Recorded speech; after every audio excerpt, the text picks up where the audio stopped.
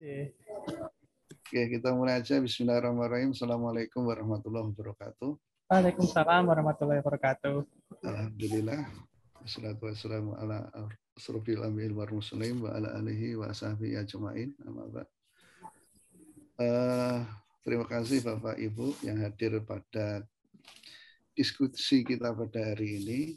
Diskusi malam Rabu ini merupakan diskusi yang unik karena tidak membahas secara umum persoalan-persoalan yang aktual, tetapi membahas output dari jurnal, dan jurnal itu jurnal internasional ya. Nah, kebetulan pada hari ini saya diminta Pak Akbar untuk jadi moderator. Sebenarnya yang ini calon-calon moderator banyak sebenarnya. Mas Dones itu juga punya kemampuan untuk jadi moderator yang handal.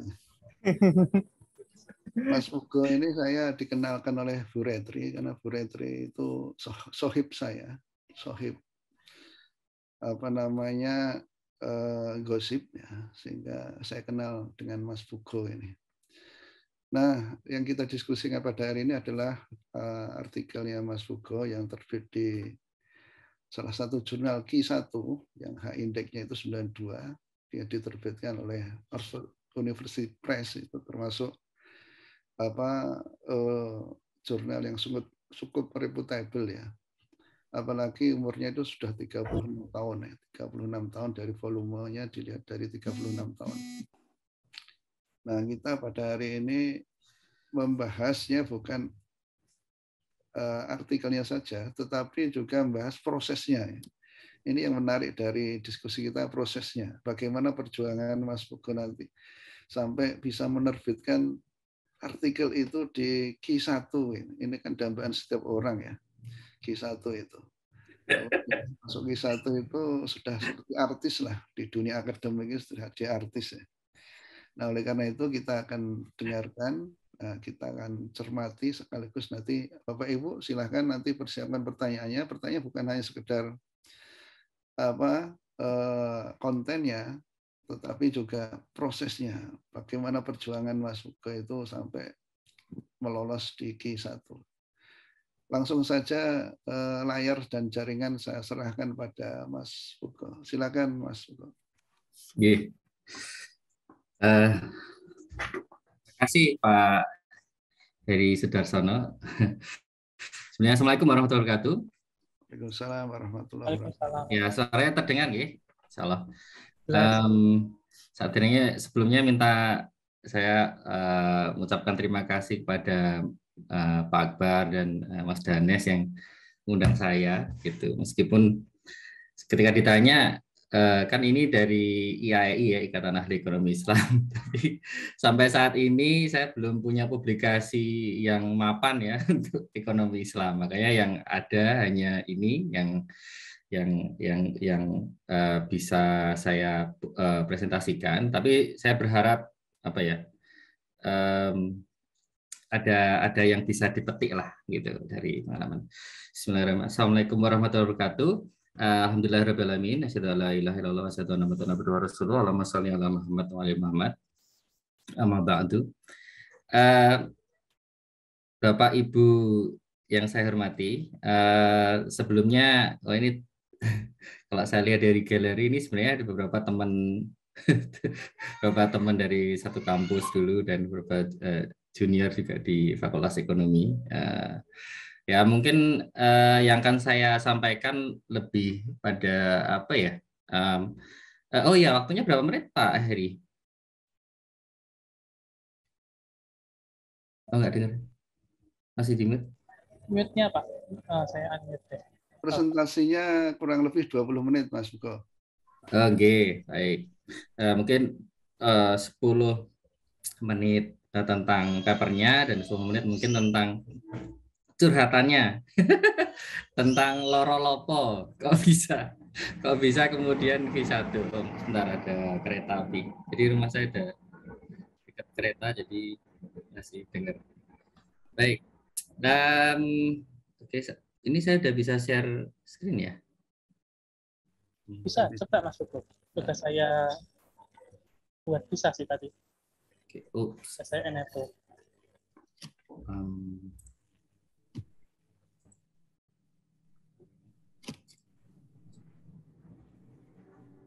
Bisa kan? Oke, bisa. Udah kelihatan? Oke, sip ya. Oke, jadi judul kali ini tuh tentang variasi geografis pengelolaan kesehatan dan ketimpangan di studi manfaat jaminan kesehatan nasional. Jadi ini sebenarnya bagian salah satu chapter dari 4 chapter di disertasi. Jadi kalau di Belanda ini doktoralnya itu memang dia sangat apa ya? Kalau menekankan kalau PhD itu adalah si meneliti. Nah, oleh karena itu salah satu bentuk dari punya SIM untuk melakukan penelitian, maka kamu harus punya output yang punya standar mapan gitu. Karena punya SIM-nya, maka kemudian kita harus punya standar mapan. Nah, salah satu standarnya adalah kemudian dia publish di jurnal internasional. Cuman memang tidak ada berapa angka bakunya ya kalau di Belanda. Cuman memang teman-teman di satu kolega di kampus saya itu rata-rata minimal 3. Nah, tapi kalau kalau cuman minimal 3 ada yang 5 gitu. Tapi kalau cuman 1 pun nggak masalah. Bahkan sebenarnya tidak publish juga nggak masalah sebenarnya. Akan tetapi ketika nanti kita sudah publish di jurnal internasional, itu nanti ketika defense atau sidang akhir itu lebih kuat gitu, sehingga bisa pembimbing dengan cukup mudah untuk mendefense misalkan ada dispute antara examiner gitu dari penguji. Jadi ini salah satu chapter dari 4, satu dari 4. Mohon doanya bisa selesai segera. Pak Heri juga sebenarnya berjuang, Mbak Reti juga sedang berjuang. Jadi kita semua sebenarnya masih PhD student ya, jadi belum masih berjuang untuk lulus gitu. Nah, gambaran besarnya tentang disertasi saya itu tentang evaluasi terkait jaminan kesehatan nasional. Dan salah satu yang ingin dievaluasi adalah manfaatnya, apakah terdistribusi dengan baik antar grup sosial ekonomi. Nah, ini seperti yang disampaikan oleh Pak Heri sudah publish di Health Policy and Planning. Jadi jurusan saya itu Health Economics. Health Policy and Planning ini sebenarnya lebih ke health policy, tapi dia punya satu sub untuk health economics. Jadi masih bisa dianggap sebagai health economics journal gitu. Tapi dia lebih terkenal tentang health policy-nya gitu. Nah, dia lebih ke tujuannya adalah paper-paper tentang negara berkembang, low and middle income countries. Nah, makanya kemudian ini juga bagus kalau kasus-kasus yang terkait dengan Indonesia itu bisa masuk ke sini. Ada beberapa yang sudah. Nah, saya tulis bersama dengan Prof. Edi van der Sloot, Menno Pradhan, dan Robert Sparrow. Nah, Menno Pradhan dan Robert Sparrow itu salah satu, kalau bisa dikatakan, Indonesia ekonom yang banyak punya paper tentang Indonesia. Oke, next. Nah, sebenarnya pendahuluan ya, basic idea-nya itu bahwa semua manfaat itu universal health coverage, bahwa semua tanpa memandang latar belakang sosial ekonomi, manfaat JKN itu harus didapatkan oleh semua gitu. Jika kemudian manfaat yang diterima itu masih berdasarkan sosial ekonomi, berarti dia tidak equity, jadi masih terjadi ketimpangan gitu. Nah, berapa banyak studi sebelumnya itu kebanyakan mengevaluasi healthcare benefit incidence. Jadi benefit incidence itu sebenarnya cuma memberikan angka moneter pada layanan kesehatan. Jadi misalkan di pertanyaan di Susenas atau di beberapa survei itu pernah melakukan rawat jalan. Nah, kita memberikan angka moneter di salah satu pada layanan rawat jalan yang kita nikmati gitu, atau kita gunakan di baik di puskesmas ataupun di klinik atau di rumah sakit. Jadi kita ngasih, oh satu kali rawat jalan itu harganya misalkan rata-rata di Indonesia itu 30.000 misalnya, ya, seperti itu. Atau kemudian kalau rawat inap sekali nginap itu harganya berapa, sekitar 400.000 sampai 500.000. Jadi itu contoh-contoh satu satu layanan kemudian dikalikan unit cost. Nah, tapi ada however, hanya sedikit penelitian itu yang mencoba untuk memasukkan perbedaan variasi di di perbedaan variasi geografis yang dimiliki oleh sebuah negara. Sebagai contoh, di Indonesia saja kita bisa bayangkan antara kita bandingkan Jogja sama NTT misalkan. Jogja itu punya rumah sakit tipe A, sedangkan NTT itu nggak punya rumah sakit tipe A. Misalkan dia cuma sampai rumah sakit tipe B. Gitu. Nah, rumah sakit tipe A itu kan berarti pelayanan yang bisa dinikmati oleh orang yang tinggal di Jogja itu bisa sampai tipe A. Tapi kalau di NTT cuma sampai tipe B. Nah, penelitian sebelumnya itu menganggap bahwa semua distrik atau semua region itu sama angka unit cost-nya. Padahal bisa jadi kan orang yang tinggal di Jogja kemudian dia pakai layanan paling advance gitu sampai cancer misalkan. Orang cancer bisa di Sarjito sampai di layanan paling sampai bisa kemo dan lain-lainnya, dan itu kan jumlah yang dibayarkan kan mahal. Bagaimana dengan orang yang tinggal di NTT, dia misalkan nggak bisa kemo kan, maka dia harus pergi ke Jakarta beberapa. Makanya kalau beberapa teman-teman kalau di Jogja di RS Sarjito itu ada beberapa kos-kosan orang-orang yang memang rawat jalan di sana untuk pakai BPJS juga beberapa, terus kemudian dia rawat jalan di sana untuk layanan yang lebih advance, lebih lanjut dibanding yang ada di daerah timur atau di Jakarta di RSCM. Itu juga ada banyak kos-kosan orang-orang yang sakit cancer untuk perlakuan di sana gitu. Maka kemudian nggak asumsi bahwa unit cost sama di semua provinsi atau di distrik itu nggak terbantahkan, karena memang semua distrik atau semua provinsi itu punya layanan kesehatan yang berbeda. Itu ide dasarnya di situ.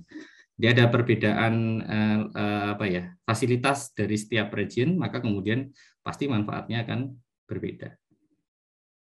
Nah, ini terlalu tadi pada intinya kalau kemudian kita memasukkan ide bahwa harganya itu berbeda untuk setiap layanan, maka apakah kemudian benefit incidence atau persebaran manfaatnya itu akan semakin buruk gitu? Apakah kemudian dia menjadi semakin timpang gitu kalau kita memasukkan variasi regional? Jadi itu ide dasarnya itu. Gitu. Nah, ada Prof. Laksono itu salah satu profesor di FKMK UGM yang sering di berbagai seminar beliau mengatakan bahwa JKN itu makin membuat ketimpangan gitu. Karena kan JKN itu pool center. Jadi maksudnya iuran yang kita pakai itu langsung masuk ke BPJS Kesehatan secara keseluruhan. Tapi kemudian siapa yang menggunakan, ya bisa jadi orang Jawa yang misalkan orang NTT bayar tapi uangnya masuk ke BPJS pusat, tapi kemudian orang yang paling banyak memakai malah orang Jawa gitu. Bisa jadi iuran yang dibayar oleh orang Timur kemudian dipakai oleh orang Jawa gitu. Maka kenapa? Karena memang fasilitas yang di Jawa lebih lengkap gitu. Dan mereka orang Jawa lebih aware tentang kesehatan gitu misalkan. Pendidikannya lebih tinggi, maka kemudian punya. Sedangkan kalau dia misalkan di NTT akses ke sana sulit dan kawan-kawan. Jadi ini bisa jadi ide dari Prof. Laksono adalah ini makin memperburuk gitu. Jawa, Bali dan non Jawa gitu. kalau kita lihat memang sangat timpang ya Jawa Bali itu, bahkan dari 17 rumah sakit tipe A, 16 itu ada di Jawa. Satu itu cuma di ujung pandang. Jadi kita bisa bayangkan, nggak ada Jawa Sumatera ya, Jawa Sumatera, Jawa Bali Sumatera itu 16, satu itu cuma ada di Padang. Jadi memang di Makassar itu. Jadi sangat timpang gitu. Jadi kalau untuk yang sangat advance dia harus terbang ke mana? Ke Jawa. Ini mungkin saya skip aja. Di alhamdulillah pada saat saya melakukan studi itu kemudian ada data administratif. Jadi memang data administratif data itu dari BPJS Kesehatan. Dan saya menggabungkan dengan data Susenas tahun 2015 sampai 2017. Kenapa saya tidak pakai tahun 2014 di mana JKN itu dimulai? Karena 2014 itu masih pemanasan gitu. Tidak banyak orang tahu tentang JKN, tidak. Makanya kemudian kalau ada yang menggunakan ini biasanya dikritik 2014 karena memang tidak, apalagi pakai Susenas di bulan Maret, baru sedikit orang yang tahu tentang JKN gitu, tentang BPJS. Maka biasanya 2015 itu dipakai karena dia mulai banyak orang tahu tentang JKN. Memang setiap program program pemerintah itu butuh waktu untuk mengenalkannya. Jadi nggak langsung hari itu juga dia Pak. Nah, kemudian kita dapat 466 distrik panel gitu dari tahun 2015 sampai 2017. Kita gabungin dari Susenas itu, kita pakai data layanan yang dia pakai. Kemudian kita dapat unit cost nanti saya terangkan dari data BPJS Kesehatan. Nah, ini angka-angkanya, tapi pada intinya adalah persebaran ini malah persebaran jadi intinya ini persebaran pada Q. Nah, jadi intinya adalah berdasarkan ini unit cost, jadi total biaya dibagi total layanan yang dipakai. Jadi unit cost itu misalkan misalkan di Kabupaten Sleman total biaya yang diklaim oleh BPJS Kesehatan sekitar mungkin let's say 20 miliar gitu. Kemudian untuk total itu mungkin untuk total rawat inap ya. Kemudian 20 miliar, terus total layanan yang dipakai misalkan ada 1.000. Jadi 20 miliar dibagi 1.000 gitu. Kan seperti itu. Jadi berapa juta itu kan. Jadi memang itu adalah unit cost. Nah, kemudian unit cost-nya nanti digabung dengan data Susenas. Sesimpel itu sebenarnya.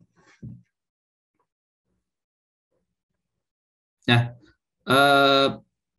BPJS itu selama tahun ke tahun dari 2014 sampai 2017 itu mengeluarkan berbagai macam ini ya, sudah banyak berapa triliun gitu uang yang sudah yang sudah dihabiskan.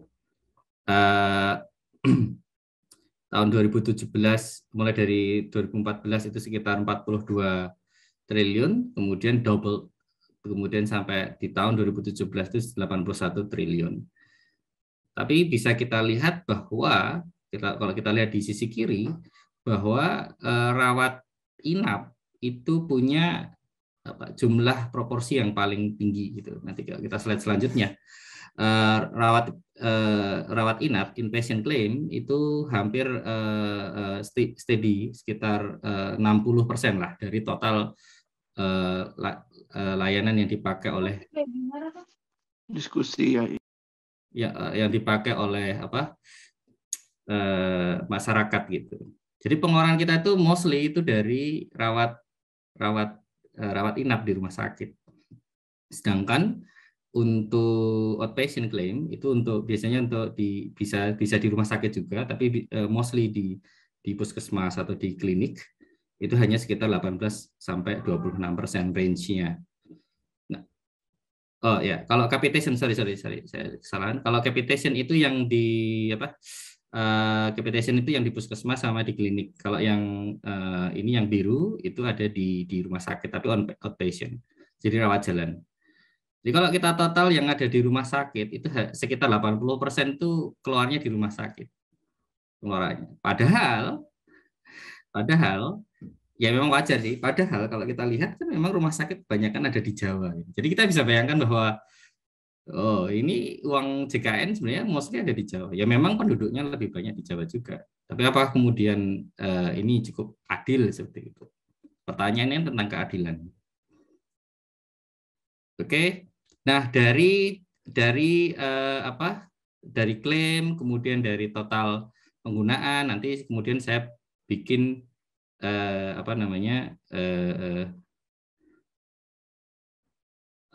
unit cost gitu.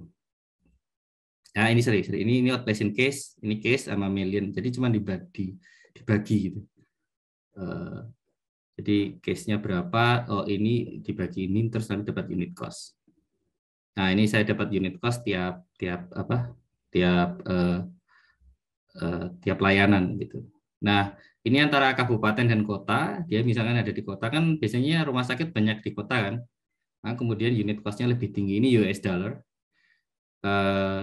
Di Jawa Bali unit cost misalkan untuk rawat inap dia pasti lebih tinggi karena memang jumlah layanannya bisa lebih advance gitu. Tapi kalau capitation ini sebenarnya nggak jauh berbeda kalau di capitation. Tapi kalau untuk di rumah sakit ada terutama untuk inpatient perbedaan itu kelihatan nyata gitu. Tapi kalau untuk rawat jalan nggak begitu terlihat. Tapi kalau yang rawat inap gitu. Nah, kemudian lebih gampangnya pakai grafik ya. Jadi misalkan kalau ke rumah sakit rata-rata di Jakarta itu sekitar 25 US dollar. Jadi kalikan 14 aja. Ini berarti sekitar 25 kali 14 sekitar 420.000 ya, 420.000 misalkan di Jakarta. Jadi cukup ini untuk satu kali rawat jalan ya. Tapi kalau untuk menginap itu udah 500 US dollar, berarti satu kali nginap di Jakarta itu sekitar 7 juta gitu, on average. Sedangkan kalau dia di Nusa Tenggara itu hanya sekitar di atas 200 US dollar, berarti sekitaran 2,8 juta.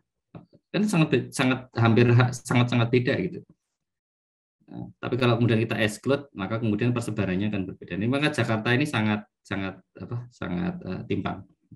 Karena dia ada Darmais, kemudian ada sakit kanker, tipe A itu ada di sana semua. Maka kemudian ini sangat.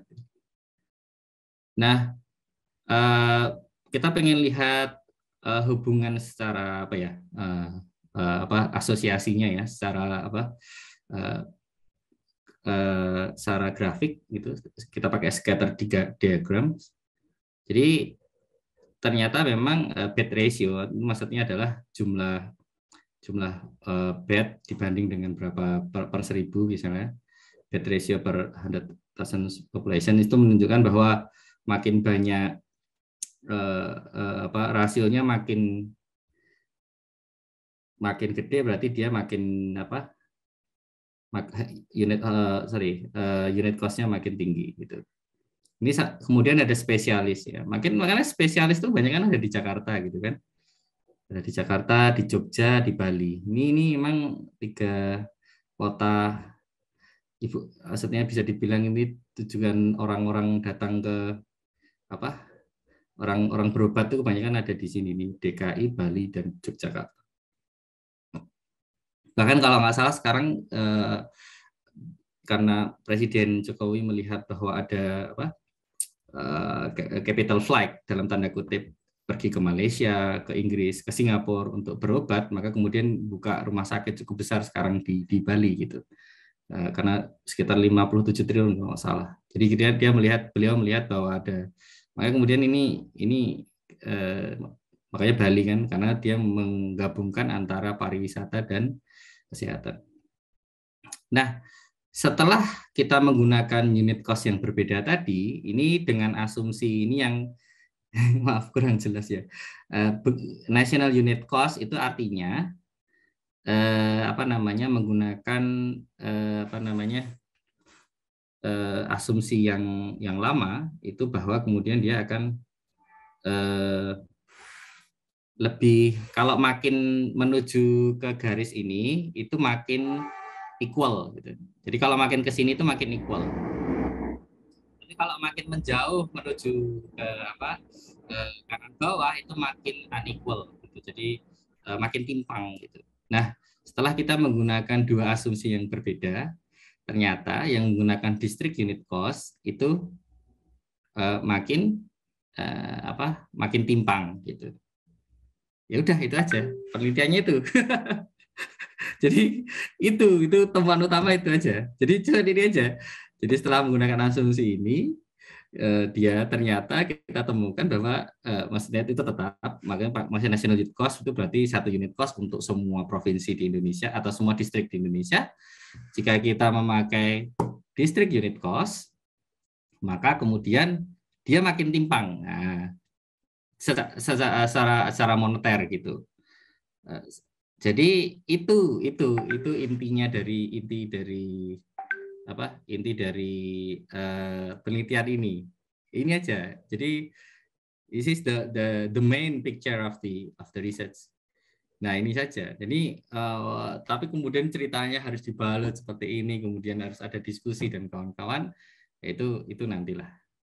Nah, kita juga pengen over time sebenarnya apakah JKN itu program JKN itu over time, jadi tahun ke tahun itu makin baik enggak distribusinya ke secara sosial ekonomi, atau ketimpangannya makin baik atau kemudian makin pro poor atau makin pro rich gitu. Dan kita lihat ini kalau di gambar ini setelah kita lakukan tes significance, ternyata memang nggak significance, dia stay di situ gitu. Jadi memang karena apa ini terjadi? Karena memang yang dilakukan oleh JKN itu lebih ke financing gitu. Sedangkan selama 2014 sampai 2017 pembangunan rumah sakit itu tidak kemudian merata gitu. Most of the memang terjadi perubahan. Kalau kita ada datanya yang menunjukkan bahwa antara 2014 sampai 2018 itu banyak terjadi penambahan rumah sakit, tapi yang terjadi tetap ada di Pulau Jawa mostly. Karena memang dari rumah sakit swasta kan melihatnya juga keuntungannya penggunanya ada di Jawa gitu. Dia pasti lihat demand dari apa yang ada di. Nah, limitation of the study ini memang harus kita kita admit ya ada kekurangannya. Jadi misalkan data ini tidak nge-capture misalkan bahwa orang itu bisa berpindah dari satu tempat ke tempat lain untuk melakukan health migrations.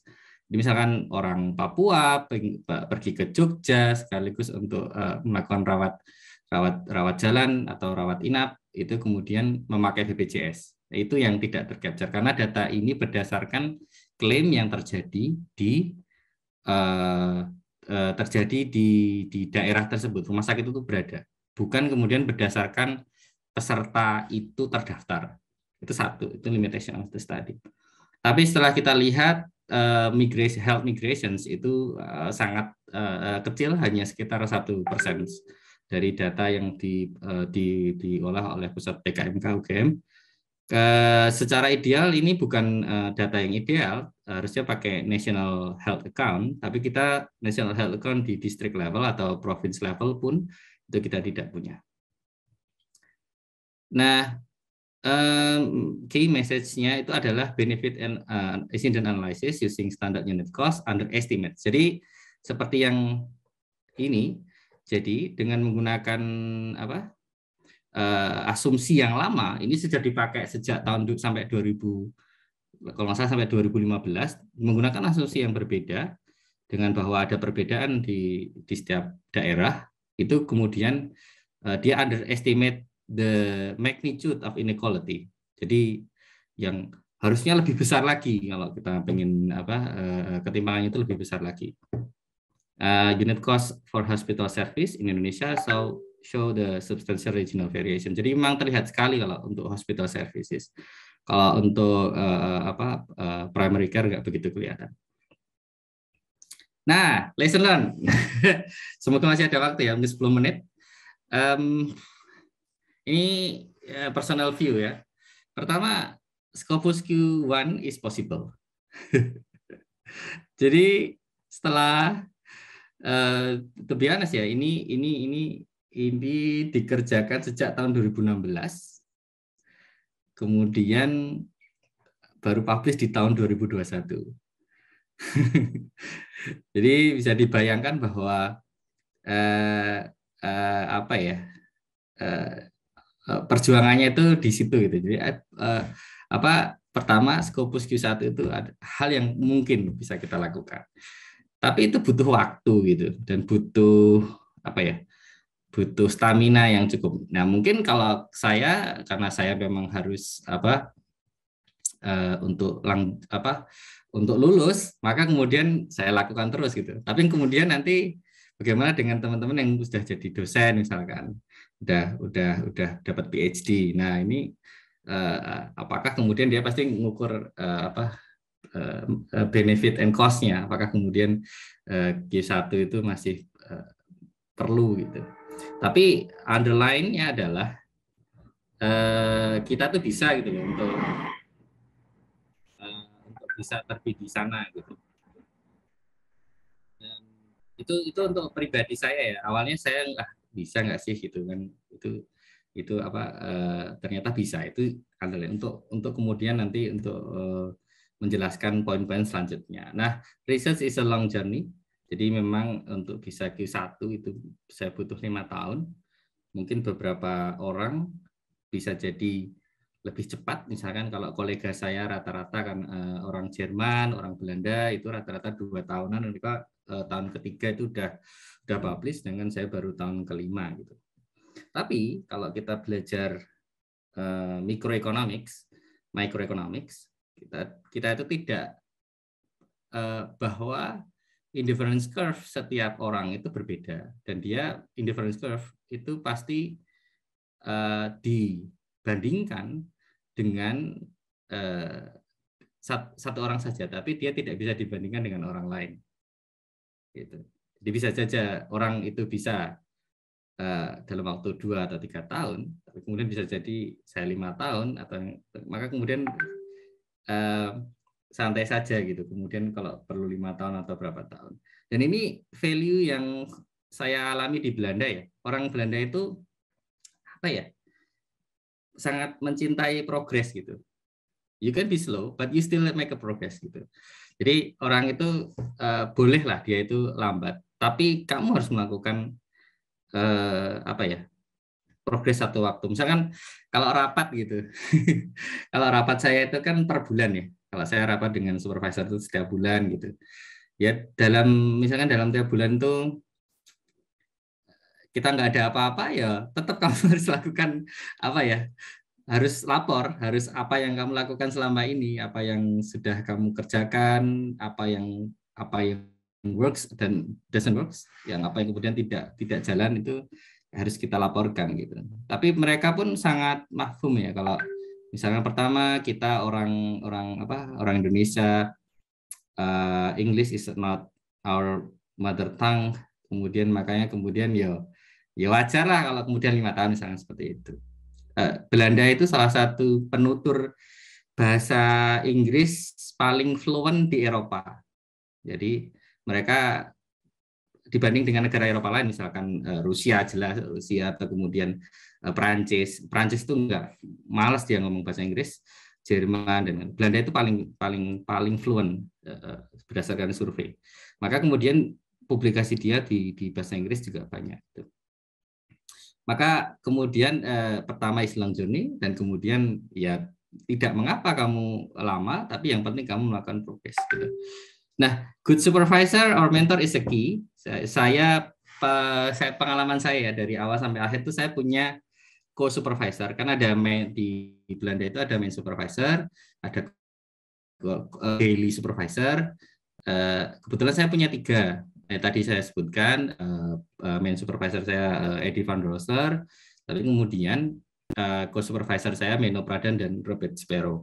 Robert Sparrow itu pembimbing saya waktu di Australia. Dulu di Australian National University untuk tesis saya, dan orang itu sangat sabar gitu. Jadi teman-teman mungkin bisa membayangkan ya waktu itu apa ya, dengan sabarnya dia ini loh apa saya pengen nih dengan sabarnya dia itu nuntun ini notasi di formula di laporan itu keliru. Jadi dia ini gini harusnya seperti ini, sabar itu. Nah kalau nggak sabar iya udah 2-3 tahun di sini kok nggak bisa gitu kan, kayak gitu deh kalau nggak sabar. Jadi dia sabar itu satu ini loh. Kemudian dia mau make sense. Even good supervisor, saya bilang good supervisor, untuk submit paper ini dia itu mau nemenin live. Jadi kayak kita sama-sama mau submit di health policy and planning, dia itu I know that this is your first time submitted in the international journal, so do you need apakah kamu mau kalau kita submit bareng-bareng gitu. Jadi pengalaman submit bareng-bareng dengan supervisor itu menurut saya hal yang sangat sweet ya. Tidak banyak supervisor tuh mau nemenin untuk ini untuk submit ke jurnal gitu. Wes kono submit gitu kan atau enggak. Tapi ini dia sangat sabar gitu loh. Karena apa ya? Untuk submit di jurnal internasional, apalagi ini memang apa ya, kalau bahasa Jawa perintilannya itu banyak gitu, nitty-gritty-nya itu banyak gitu, kecil-kecilnya itu banyak. Jadi kita harus benar, jangan sampai salah field, salah keywords dan kawan-kawan. Karena kalau kita lengkap, maka kemudian cepat prosesnya itu. Jadi proses review-nya jadi lebih cepat gitu. Memang kalau pengalaman saya tuh dihajar di sama supervisor, tapi di review itu mulus gitu. Saya bisa anggapnya itu mulus ya. Maksudnya nggak terlalu banyak karena memang sudah diajar oleh supervisor, karena supervisor saya itu memang editor di Health Economics, Journal of Health Economics, dan di Bulletin of Indonesian Economics Science, BS sorry ya survei apa lupa di ANU. Jadi memang mereka sudah punya pengalaman untuk editing dan kawan-kawan. Maka saya pikir kalau teman-teman mau PhD ataupun melakukan ini, memang memilih profesor itu sangat penting gitu. Nah, yang keempat itu networking skills and collaboration is important. Yang pertama, saya banyak dibantu oleh teman-teman BPJS Kesehatan dan mereka sangat open ya. Saya pikir BPJS Kesehatan itu salah satu institusi yang sangat terbuka ya. Meskipun ada beberapa titik di mana dia tetap punya sisi birokrasi, tapi secara umum mereka adalah institusi yang sangat terbuka untuk masukan, kemudian diminta data gitu. Meskipun kita tetap it takes time, tapi mereka sangat terbuka. Itu dulu. Masalah waktu itu bisa inilah. Nah, collaboration is important. Maksud saya adalah di riset ini saya juga dibantu oleh pusat PKMK UGM, dan saya kolaborasi dengan mereka publish di paper yang lain, kita bertukar data dan kawan-kawan, tapi mereka sangat membantu gitu, karena dalam PhD itu memang sulit kalau kita itu mau melakukannya itu sendiri. Nah, kemudian lesson learn yang lain adalah new data means new idea. Jadi data BPJS Kesehatan, dia sebagai institusi yang baru dan terbuka, kemudian dia mau buka datanya sekarang, bahkan ada data BPJS Kesehatan punya data sampel. Jadi dari kalau nggak salah 100, dia punya 1,7 juta records gitu. Jadi kemudian 1,7 orang itu di follow dari tahun 2014 sampai 2018 terakhir. Jadi orang itu di record layanan kesehatan yang dia pakai itu diikuti terus gitu. Maka kemudian ada banyak ide gitu. Nah, yang sebelumnya nggak ada riset di sana, jadi kemudian ada riset di sana. Maka kemudian kita sebagai peneliti bidang ekonomi perlu untuk selalu update tentang apa sih data yang ada sekarang ini yang yang bisa kita pakai, atau kemudian kita create data kayak seperti yang sebenarnya sekarang saya lakukan dengan teman-teman dari Forum Silaturahmi Ekonomi Islam, Studi Ekonomi Islam. Kita punya data masjid sekitar 1.200 masjid, di mana 1.200 masjid itu kita lihat peranan dalam dakwah ekonomi Islam dan praktek keislaman di sana. Misalkan yang bisa kita cek itu yang sekarang sedang ongoing in review sekarang di Scopus Q3, yaitu tentang apakah masjid itu mempunyai akun bank syariah gitu. Dan setelah kita lakukan penelitian dari 1.200 tadi, hanya sekitar kalau nggak salah sekitar 80% punya bank pertama bank, dan yang punya akun bank syariah itu lebih, kalau nggak salah sedikit sekali, sekitar 16%. Emang lebih besar dari pangsa pasar kita yang 9%, tapi jadi 16%.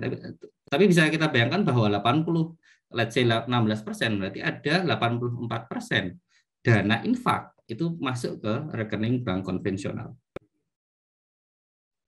Nah, kemudian yang data yang lain yang kita bikin adalah literasi keuangan syariah di mahasiswa, tapi ini hanya khusus untuk mahasiswa ekonomi Islam. Nah, ini nanti survei literasi keuangan syariah ini bisa didapatkan melalui FOSE dan KFOSE. Mungkin kalau enggak tanya Pak Akbar nanti di sana. Saya juga bisa jika mau akses ke data sana.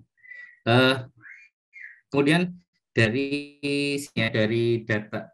setelah saya bisa publish di Q1 sebagai first author, ternyata pintunya itu kebuka-buka gitu. Maksudnya pintunya ada peluang yang lain adalah misalkan sebagai reviewer di jurnal yang Q1 yang lain gitu. Jadi ini kalau kita masuk, kemudian kita bisa terbuka kesempatan-kesempatan lain misalkan untuk sebagai reviewer gitu. Nah, makanya tapi satu lagi yang ini itu membuka kesempatan, tapi yang ingin saya garis bawahi juga dalam pertemuan kali ini adalah saya mengutip Vince Lombardi di pelatih American Football. Winning is habit, unfortunately so is losing. Jadi winning is habit itu kalau kita praktekkan dalam publikasi, yang paling penting itu adalah misalnya bagi kita, terutama saya sebagai peneliti yang belum punya banyak pengalaman, perlu untuk punya pengalaman pernah terbit dulu gitu. Jadi misalkan saya pernah terbit itu, kemudian kita punya rasa confidence, oke nih bisa gitu, itu bisa nih untuk yang lain itu kemudian kita confidence untuk opportunity yang lain gitu. Misalkan juga seperti kalau dalam konteks sepak bola, misalkan timnas sepak bola Indonesia itu timnas yang relatif baru gitu, relatif muda, dia secara average 24 tahun lah, 24 tahun. Tapi kemudian dia menang terus misalkan. Kemudian lama-lama dia bisa naik ke level yang selanjutnya. Jadi mungkin yang setelah refleksi saya itu, sebenarnya kalau saya dulu sebenarnya kita tuh bisa untuk publish satu-satu, misalkan di pertama kita Q3 rutin, Q3 setahun dua gitu. Kemudian next year Q2 gitu, setahun dua terus selanjutnya. Jadi memang kemudian winning is habit itu. Jadi kemudian yang ingin saya tularkan itu adalah bahwa nggak usah milih-milih harus Q1 tapi kemudian yang penting habit untuk publish gitu. Karena bagi saya sendiri ya, ketika publish itu rasanya itu manis itu, sweet. every each publication is sweet. Jadi pasti rasanya manis. Nah, kita nggak lihat dari sisi moneter yang didapatkan, tapi kayak ada ada rasa yang menyenangkan gitu. Jadi jangan terlalu banyak milih-milih misalkan mau publikasi, tapi yang penting adalah karena setiap tulisan itu pasti ada jodohnya masing-masing. Untuk yang kasus saya itu, dia Prof bilang bahwa ini memang nggak mungkin untuk di paling top itu kan, kalau health economics itu di Journal of Health Economics. Nah, tapi dia itu terlalu apa ya? Terlalu heavy di metodologi. Jadi misalkan kamu kalau ini nggak cocok, maka kamu cari yang lain yang masih standarnya G1. Jadi semua itu pasti makin lama makin punya pengalaman, kemudian kita bisa tahu bahwa oh ini cocoknya di sini, ini cocoknya di sini. Tapi memang dan ini dari quote ini bahwa ini juga ada prosesnya. Soalnya kemarin baru aja seminggu yang lalu saya barusan di reject sama PLOS ONE dan ini menarik ya. Oh ya, berarti memang harus ini lagi gitu. Nah, semoga diskusi saya ini semoga sharing ini bermanfaat. Saya juga butuh masukan dari teman-teman, misalkan dan juga saya juga mengajak mungkin pada titik tertentu bisa kolaborasi di penelitian yang lain. Terima kasih Pak Heri. Mohon maaf jika time. Oke, Pak Mas Puso. Nah, waktu kita itu jam 8.22. Kebetulan tadi itu kita terlambat 10 menit, jadi masih ada waktu ya sekitar berapa ya, 15 atau 20 menit lagi lah. Ini sudah ada 3 pertanyaan. Pertanyaan dari Pak Bima Yudhistira, terus Pak Dimas ya, Pak Dimas, kemudian yang ketiga itu Bu Mega. Pertanyaannya pertama ini Pak Pugo, risetnya sangat menarik. Pertanyaan saya, bagaimana dana kapitasi ya di Vaskes tingkat 1 punya kontribusi terhadap defisit BPJS? Apa soal dana kapitasi yang apa nih ya? Selipa. Yang besar mempengaruhi ketimbang layanan di luar Jawa, Bali. Yang kedua ini langsung saja ya Pak Sujo, nanti langsung dijawab saya baca 3 sekaligus, nanti dijawab sekaligus. Ini menarik nih Mas Bima. Mas Bima masih ditempel ya. Dana kapitasi Vaskes tingkat 1 kalau menurut saya itu sebenarnya kalau ketimpangan ya, kalau defisit, kalau sebenarnya kalau dari Vaskes tingkat 1 itu nggak begitu banyak Mas Bima. Jadi lebih banyak itu di rumah sakit.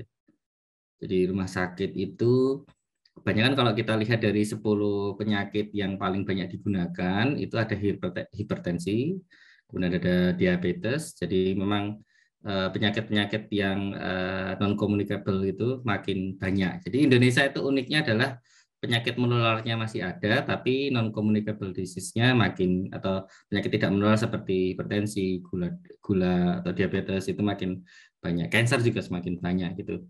Jadi ada di sana sebenarnya, dan kebanyakan orang yang diabetes dan ya ini secara umum ya, meskipun ada juga orang-orang yang tidak berpendapatan rendah juga kena diabetes, cuman most of them is orang yang secara lebih sejahtera gitu. Kalau menurut saya di Vaskes tingkat 1 itu tidak begitu banyak dia berkontribusi, tapi kemudian tidak sebesar yang ada di rumah sakit. Nah, kalau dana kapitasi itu silpanya besar mempengaruhi silpanya memang cukup besar ya, karena karena tiap puskesmas itu punya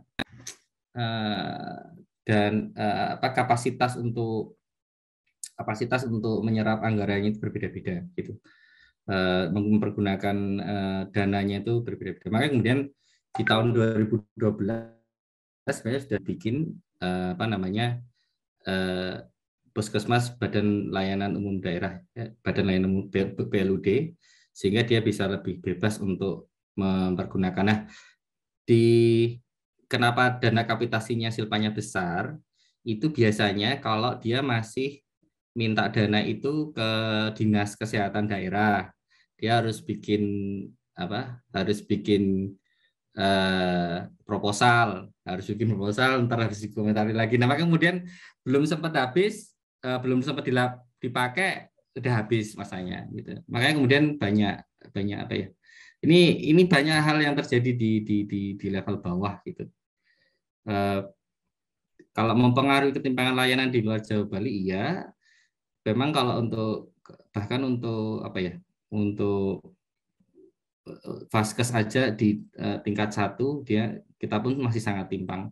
Jadi untuk layanan yang paling minimal itu hanya berapa, paling minimal itu dia harus bisa mengakomodasi 144 diagnosis. Nah, dari 9.500 puskesmas itu hanya nyampe kalau nggak salah sekitar hanya 14% ya yang mencukupi. Jadi untuk puskesmas saja itu kita juga masih timpang dan mostly ada di Jawa gitu. Oke. Baik. Yang kedua dari Pak Dimas, Pak Puko mohon pencerahan apakah seiring dengan semakin besarnya anggaran JKN berbanding lurus dengan semakin tingginya kepuasan pasien terhadap layanan kesehatan. Ini dari Pak Dimas dari UMJ ini.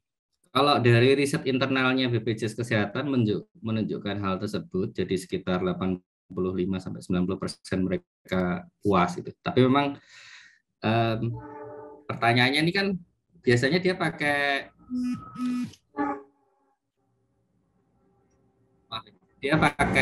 survei ya. Jadi dia pakai survei kemudian puas atau tidak puas dengan layanan ini. Nah, yang pertanyaan yang kita tuh skeptisnya adalah ini kan kalau saya mainin orang Jawa, aku udah dikasih gratis, masuk ya tidak puas. Jadi mostly itu kayak gitu. Jadi kalau kita pengen lihat yang belum ini sebenarnya sedang pengen saya teliti, itu adalah kualitas layanan itu tidak berdasarkan persepsi pasien, akan tetapi dari sisi misalkan waktu tunggu. Jadi misalkan dia dari pendaftaran sampai dapat layanan itu nggak perlu nunggu lama. Jadi itu salah satu dimensi kualitas. Misalkan seperti itu. Jadi kalau iya oke, betul. Misalkan dia makin tinggi, cuman saya cukup skeptis kalau cuman hanya berbentuk apa ya, perspektif apa ya, itulah maksudnya kepuasan pasien gitu. Sebenarnya ada itu datanya di Menkes, Balitbangkes ada datanya terkait itu. Oke. Ini pertanyaan terakhir ini dari Bu Mega ini. Mas Pak Puko, boleh sharing ajian apa yang punya untuk bisa memilih dan mendapatkan supervisor yang baik dan sabar. Nah, ini sebelum Mas Pujo jawab, tak jawab dulu ini Mas Pujo. Untuk dapatkan supervisor yang baik itu, yang pertama doa yang banyak dan memperbanyak sedekah. Jawaban saya, mungkin Mas Pujo ingin tambahin sekali. Pak Heri, pembimbingnya siapa nih?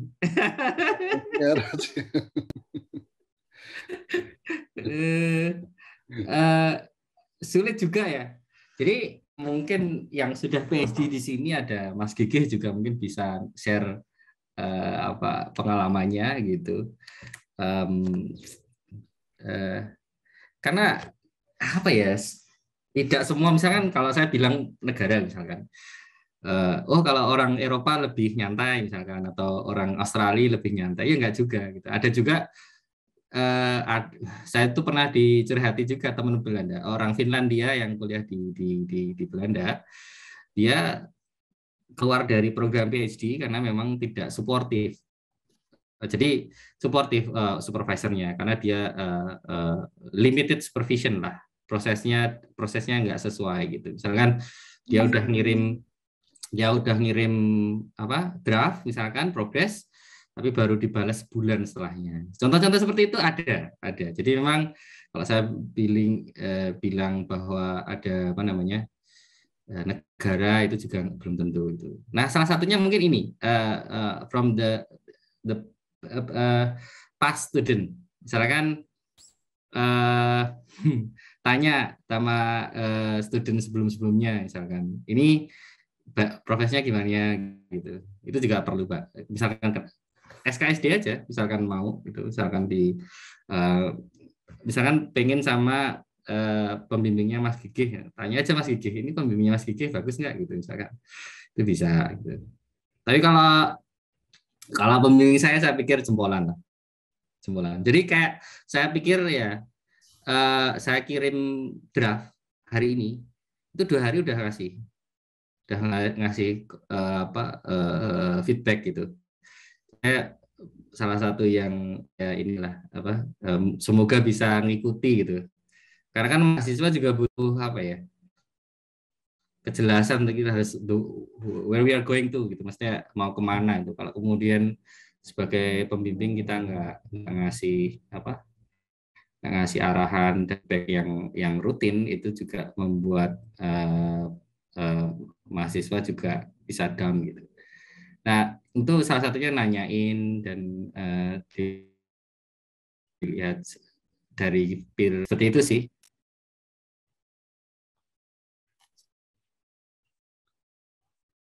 Ya.